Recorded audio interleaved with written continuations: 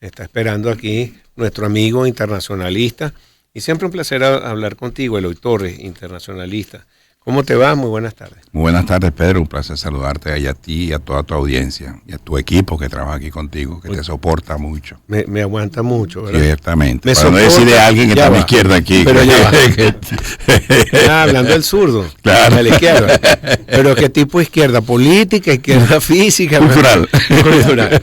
Sí, bueno, pero es que tú sabes que eso de soporte, te soporta, puede ser support, que te apoya, o te soporta ambos que sentidos, te aguanta. en ambos sentidos. Gracias. Vamos a decirlo en inglés y en español. Pues Bien, yo no te también te preocupes. quiero. Feliz Navidad. Igualmente, manito querido. Mira, uno de los temas que tenemos en el tapete es sobre la Guyana Esequiba, el Esequibo.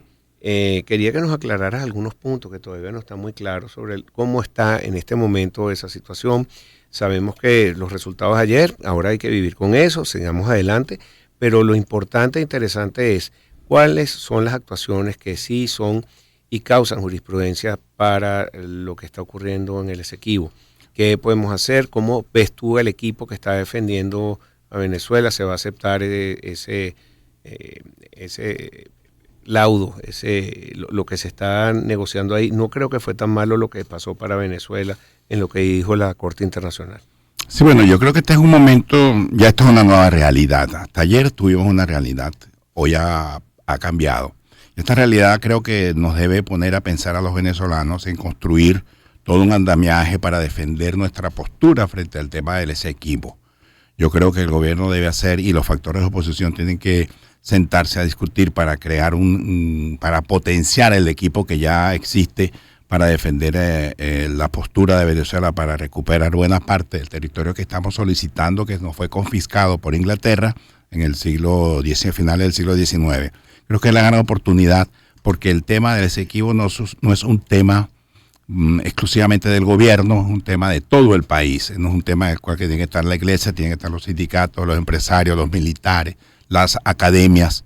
Y en ese sentido creemos que es una gran oportunidad para repensar, para pensar, porque los que votaron, independientemente de la cantidad, si es esa o no es, o es otra, simplemente hay muchos que votaron por creer.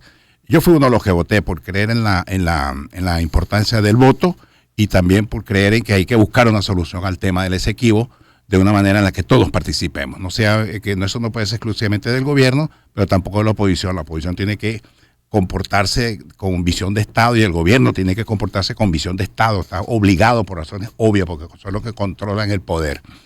Y como quiera que en todo conflicto siempre la primera víctima es la verdad, nosotros tenemos que observar la verdad con criterios racionales para encontrar justamente el punto intermedio que nos permita a nosotros relanzar una postura más, digamos, más idónea, pues, para alcanzar nuestros objetivos frente al tema del Esequibo. El objetivo en este caso es, hoy dijo el presidente que se iban a quitar las rayitas, que ya no está en reclamación, tampoco hemos llegado ahí, creo yo. Bueno, hay que seguir los pasos. Bueno, él le habla a un público, creo yo, que dicen, bueno, ya el Esequibo es nuestro. Pero a mí, de las preguntas, una de las que más me llamaba la atención era, y no necesitamos esa pregunta ni contestarla, porque Ezcarrá aclaró que la Asamblea Nacional tiene el poder y la potestad de nombrar a Guyana como un estado de Venezuela y cedular a gente que está allá que quieren ser venezolanos.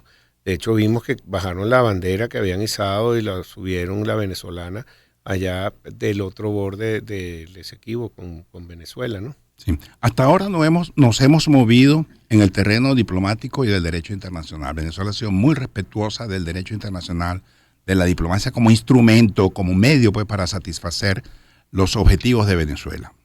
Ahora bien, el caso, incluso yo lo he escrito, lo he expresado en reiteradas ocasiones, que el tema del Esequibo no es un tema ni jurídico ni diplomático, es un tema geopolítico. Yo entiendo, pues, que el Esequibo es la parte que nosotros estamos reclamando, en donde existen aparentemente grandes cantidades de petróleo y de gas. Eso tiene un valor inmenso, pero parafraseando al poeta español Antonio Machado, quien decía, palabras más, palabras menos, que todo necio confunde valor y precio. Resulta que eso tiene un valor significativo muy grande, ¿no? Muy grande. Pero nuestra salida al Atlántico no tiene precio. Eso para nosotros debe ser vital. Y esas expresiones que surgen a cada rato, que no apuntan a entender que el tema es un tema geopolítico, es un tema de garantizarnos a nosotros nuestra salida al Atlántico, porque nuestra posición geográfica es muy complicada. Nosotros estamos rodeados del arco semilunar en el Caribe, con los países como Trinidad y Tobago, Barbados, Jamaica, etcétera, etcétera, todas esas islitas del Caribe que son solidarias, incluyendo Cuba, que son solidarias con Guyana. Pero por otro lado también tenemos a Colombia, que puede tener a pretensiones, que seguramente la va a tener como todo actor internacional, de expandir su geopolítica sobre la cuestión del Golfo, que no es la primera vez, no es novedoso esas pretensiones. Por esa razón Venezuela tiene que dar todo, tiene que llamar al concurso a todos los venezolanos, no excluirse en una especie como de célula clandestina, que son ellos los que van a decidir el tema, sin tomar en consideración la opinión de los militares, sin tomar en cuenta la opinión de los académicos, de tantas personas que han escrito y que han estudiado y que han mostrado, digamos, amor por este país. Yo creo que el gobierno tiene que llamarlo. Y la oposición tiene que sentarse a discutir y a negociar con el gobierno una sola postura para, como dice el dicho español, como fuente ovejuna, todos a una. Sí. Bueno, hay un ejemplo, tú nombraste lo que es Trinidad y Tobago, que no se han comportado tampoco también con los venezolanos que han arribado ya porque se fueron en barco ilegalmente, lo que sea, pero no los trataron muy bien. Eso es la parte humanitaria. Pero tenemos un ejemplo en este momento, después de los acuerdos de Barbados, de lo que significa el Campo Dragón, que va a ser explotado por la empresa Shell, y toma en cuenta a Venezuela y a Trinidad. Nosotros exportamos ese gas que no somos capaces de sacarlo, distribuirlo, y Trinidad va a recibirlo, lo va a utilizar y exportar. Ese es un ejemplo de lo que podría pasar en un futuro, pero no sé cómo llegar a ese punto. ¿Qué crees tú? Venezuela tiene que hacer un esfuerzo, obviamente, recomponer su política exterior. Ojo, cuando digo recomponer es no volver a la vieja Cancillería, porque ya la vieja Cancillería respondía a otras cosas, sino replantearse qué es lo que nosotros necesitamos como país, cuáles son nuestros objetivos, cuál es nuestro interés nacional. En el caso de Trinidad y Tobago, por supuesto que es un país que se ha portado muy mal con Venezuela, se ha portado, han asesinado niños y que han querido ir allá o que han sido ahogados pues por una desidia por parte de las autoridades trinitarias. Sin embargo, nosotros tenemos que pensar a largo plazo, porque Venezuela tiene que pensar a largo plazo cómo reconstruir al país, cómo reconstruir nuestras Fuerzas Armadas, cómo reconstruir nuestra industria petrolera, de tal manera para ir dando respuestas, porque el petróleo va a seguir allí, el gas va a seguir allí, pero para eso necesitamos nuestros especialistas, tenemos que formarlos, tenemos que procurar sedimentar toda una industria petrolera para que se pueda cumplir con los objetivos. Sí. Bueno, tengo que recordar hoy que es horario infantil y que no podemos hacer partícipes de esas palabras. Habría que ir a un tribunal y decidir qué fue lo que pasó de los niños, etcétera. Pero mira, tengo que decirlo por responsabilidad con Conatel, perdón. Mira, Eloy, pero te digo algo, que ahora, ¿qué es lo que se va a luchar? Ezcarrá dice que podemos, por la Asamblea Nacional, decretar el estado de Guyana y cedular a venezolanos que están allá. ¿Crees que eso va a ser factible? Yo creo que eso es más que todo un pote de humo. En primer lugar, porque hay que entender que Guyana tiene el control físico de ese territorio y nosotros no podemos pretender ir allá, colocar nuestra bandera, pretender darle cédula a ellos, estamos invadiéndolo. Y eso la comunidad internacional no lo va a ver con buenos ojos. La sentencia de la Corte a propósito de referéndum, que no le hizo caso totalmente a Guyana, dio a entender que hay que bajarle 2 a esto, ¿no? Hay que entenderse, hay que buscar una negociación. Los Estados Unidos están pidiendo que los dos actores se sienten a conversar justamente lo que dice el acuerdo de Ginebra, que las partes negociasen una salida política, una salida negociada, entendiéndose entre las partes para darle una definitiva solución a lo que se planteó en el laudo arbitrariamente del laudo arbitral de 1899. Si Venezuela logra conquistar eso, estamos ganándole un punto a la tensión y a la conflictividad. Uh-huh.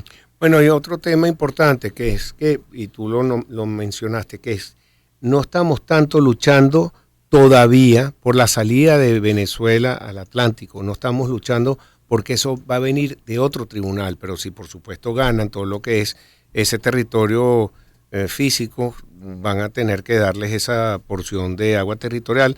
Y lo importante es que ahí es donde están los recursos, es lo que está buscando, lo nombra cada ratico el gobierno, claro que es ExxonMobil, ahora Chevron, que ha sido un gran aliado de Venezuela, porque Chevron compró una empresa HES que está explotando ya en aguas territoriales venezolanas y Guyana, todo el petróleo venezolano. Fíjate que el tribunal dijo, miren, ya va, no haga más nada, no haga nada que pueda y reconoce entorpecer, sí.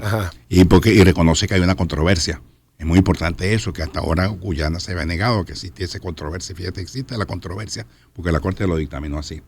Lo importante entonces es volver al punto de la negociación, pero nosotros no podemos volver al punto de la negociación con insultos, con improperios. No, estoy de acuerdo contigo. Porque con eso tú no vas a llegar a ninguna parte. Nosotros tenemos 24, 25 años con una diplomacia tipo carrito chocón, peleándonos con todo el mundo. Nos peleamos con los Estados Unidos, nos peleamos con la Unión Europea, nos peleamos con Colombia, nos peleamos, bueno, ahora con Colombia no tanto, ¿no? Bueno, ahora nos peleamos con Guyana, nos peleamos con el CARICOM. En fin de cuentas, tengo una política exterior que pareciera un carrito chocón, eso que choca con todo el mundo. Tenemos que sentarnos fríamente. Guyana está peleando con Surinam también. Bueno, eso es otra cosa. Es una jugada muy hábil que nosotros deberíamos aprovecharla. Buscar una alianza con Surinam para, tanto internacional como en la región, crearle problemas. Hacer una piedra en el zapato. Yo no hablaría tan mal de Exxon. Yo más bien buscaría algún tipo de alianza. Bueno, si logras esto, no te vayas completamente porque tú no eres político, tú no eres un territorio, tú quieres tener más negocios, Venezuela tiene otros aliados. Sí. Exxon, vamos a hablar y vemos cómo hacemos esto. Lamentablemente se ideologizó la política exterior, lamentablemente se ideologizaron las relaciones internacionales económicas internacionales del país y tuvimos muchos años justamente detrás de un sueño ficticio de que nosotros éramos el ombligo del mundo, porque teníamos petróleo y está donde estamos. No estamos ni en ninguna parte ni en el ombligo. Estamos en no sé dónde, en un limbo, pues, ¿no? En un maruto. 5:49 minutos. Tengo que ir a una pausa musical. Les dedico esta canción. Gracias. Mira, me escribieron The Lumineers con Ho. Espacios para convivir. Circuito Éxitos. Caracas, Maracay, Puerto La Cruz, Puerto Ordaz, Barquisimeto, El Vigía, Mérida, Táchira, Margarita, Maracaibo, Maturín. Circuito Éxitos. Sonidos en primera fila.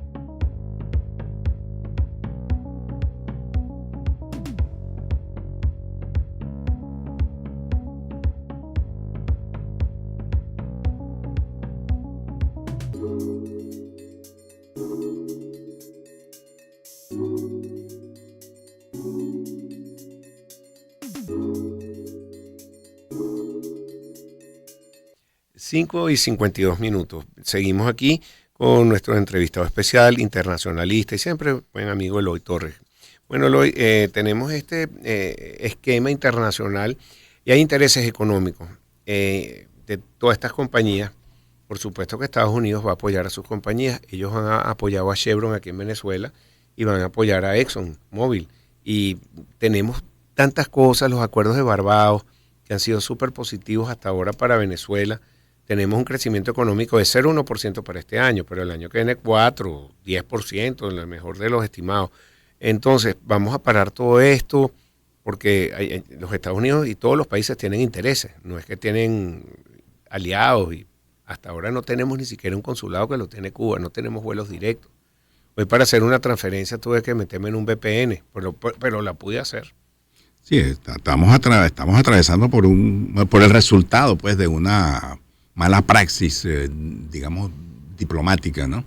Repito, porque nos hemos convertido en una especie de carro chocón, nos hemos peleado con tantos factores nacionales, empresariales, que nos coloca en una situación como de seres indeseables. Ahora yo veo que existe una negociación que se está tratando de armar, un proceso de negociación en la cual muchos factores, tanto nacionales como internacionales, están pasando. Claro, son distintas posturas, distintos argumentos que se están moviendo, ¿no? Que van desde lo político, van a lo económico, van a lo cultural, pero como siempre ocurre, siempre hay cosas que se dicen que son aplaudidas, pero que no son correctas, ¿no? Y luego hay cosas que son correctas y no son aplaudidas la primera vez que se le presentan. ¿Qué pasa? Hay que reconstruir un proceso de negociación para buscarle una salida a esto, porque justamente la política se hace para conversar, se hace para conciliar los puntos de vista diferentes, enfrentados. Y justamente una negociación es el mejor escenario para encontrar esa conjunción. ¿Política o diplomacia? Las dos cosas. Primero, porque tanto la diplomacia es un instrumento de la política, así como la guerra es un instrumento de la política. Uh-huh. Entonces, ¿qué es preferible para nosotros? Utilizar el instrumento de la diplomacia para lograr la negociación. Yo también creo en eso de las negociaciones. Hay una de las teorías que dicen, bueno, Venezuela lo que le queda es invadir, hacer algo físicamente, militarmente, y entonces crear un conflicto de manera de llegar a acuerdos como ha pasado en la Primera, Segunda Guerra Mundial. Bueno, en la Primera Guerra Mundial, que todos querían la guerra. En la Primera Guerra Mundial, todos querían la guerra. Todos los que hicieron esa guerra la querían, en primer lugar. Segundo lugar, si es la Segunda Guerra Mundial, bueno, eso fue el resultado de un resentimiento que tuvo Alemania y que generó Alemania para lanzar esa guerra contra el comunismo y contra el país. Salvedad, yo no quiero la guerra, pero por supuesto, es de los escenarios que se pero plantean. Independientemente, repítote lo que te dije hace rato, no es que sea triste, la verdad es que no tiene remedio, la guerra ocurrió porque ocurrió. Y en este caso, Venezuela, personalmente, no veo que exista una tendencia a generar un conflicto militar con Guyana, simplemente se están montando un escenario para exigirle a Guyana que se siente con seriedad a negociar directamente con nosotros y que abandone esa práctica de querer llevarnos, o que ya nos llevó a la Corte Internacional de Justicia, nosotros debemos ir a la Corte, pero también pensar que los mapas se mueven con el tiempo, independientemente de la resolución que haga la Corte Internacional de Justicia. Los mapas mueven geográficamente, claro, porque ocurren. Sí, no, y Robert Kaplan, un politólogo norteamericano y periodista, hizo un libro que se llama La revancha de la geografía, en la que, bueno, una decisión que ocurrió hace 100 años, hace 200 años, hoy puede ser modificada según la voluntad de los actores. Y está el caso de Rusia y Ucrania, está el caso de Israel con el mundo islámico, con unas fronteras religiosas, está el caso de Chile y Perú por la cuestión de Bolivia, está el caso de Chile y Argentina por la cuestión del sur del hemisferio, está el caso de tantos procesos que están allí planteados, el caso de China con Taiwán, que uno no sabe dónde va a terminar eso. Un momento de tensión va a ser ese. Está el caso de Hungría contra Rumanía por querer recuperar Transilvania. Todos esos son elementos que se están allí y eso fue acordado, eso fue respetado. Pero ahorita que los mapas se mueven, los intereses se están moviendo y cada actor actúa de esa manera. Sí, pero tampoco creo que Venezuela está sola. Yo sé que el CARICOM, Cuba, los Estados Unidos hay muchos intereses de que esas aguas llenas de riqueza, también el país, porque todo lo que es Surinam está lleno. Pero nosotros tenemos que aplicar una diplomacia, una reconsideración de nuestras relaciones con Estados Unidos, de desideologizar nuestra relación con los Estados Unidos, como era anteriormente. Por cierto, Venezuela durante la democracia tuvo 2 o 3 momentos de tensión con los Estados Unidos, pero sin llegar a los insultos, sin llegar a los improperios. Basta citar la invasión a República Dominicana. Venezuela protestó enérgicamente, el doctor Leoni, en 1965. En el año 58, 59, cuando las famosas penalización que quisieron para no comprarle petróleo a Venezuela, porque el de Congreso norteamericano así lo dictaminó, Bueno, Venezuela mandó un equipo de diplomáticos sin escándalos, sin tanta estridencia a negociar con los Estados Unidos para lograr que Venezuela se convirtiera en un proveedor confiable y seguro de petróleo, y así se mantuvo, ¿no? Luego, nosotros hemos tenido unos disensos con los Estados Unidos en los organismos multilaterales. Hemos votado en contra de muchas opiniones de los Estados Unidos. Y bueno, y ahí estamos, sin necesidad de improperios, sin necesidad de estar ideologizando nuestras posturas. Nosotros tenemos nuestra visión y los Estados Unidos la tienen la suya. Y con eso hemos logrado mantener una política. Hoy en día no, tenemos 25 años, repito, con una diplomacia de carro chocón. Sí, una pregunta. El presidente de allá de Guyana no tiene tanta popularidad. La debe haber ganado poco a poco gracias a todo este conflicto. Pero hay elecciones también en ese país. Sí, coinciden con las elecciones. Estamos viendo un proceso de decadencia en que los políticos se refugian en la banalidad para hacer política. Eso pasa en Estados Unidos con Trump y con Biden, eso pasa en Italia con la Meloni, eso pasa en España con el señor Pedro Sánchez, que está haciendo desmanes, poniéndose a pelear a España con todo el mundo. Bueno, Milei ganó unas elecciones que espero que haga un tremendo gobierno, según lo que se ha propuesto, pero su estilo tan punitivo, tan agresivo, le dio una popularidad que, fíjate, ganó las elecciones. Hoy en día se está comportando totalmente distinto, pero llama la atención que se montó en la autopista de la agresividad y por eso que ganó espacios. Sí, pero después la gente que está esperando que responda como lo que ofreció, no se lo va a dar. Una última idea, Venezuela. Y él dice que iba a romper relaciones y que va con todo contra... Y tú te imaginas a todos los venezolanos que están ahorita en Argentina, que han logrado su posición, que, bueno, se cortaron relaciones, ¿qué va a pasar sin representación otra vez en otro país más? Y eso no va a ser. Yo creo que no va a pasar. Yo creo que no va a pasar. Lo estoy anotando, mire.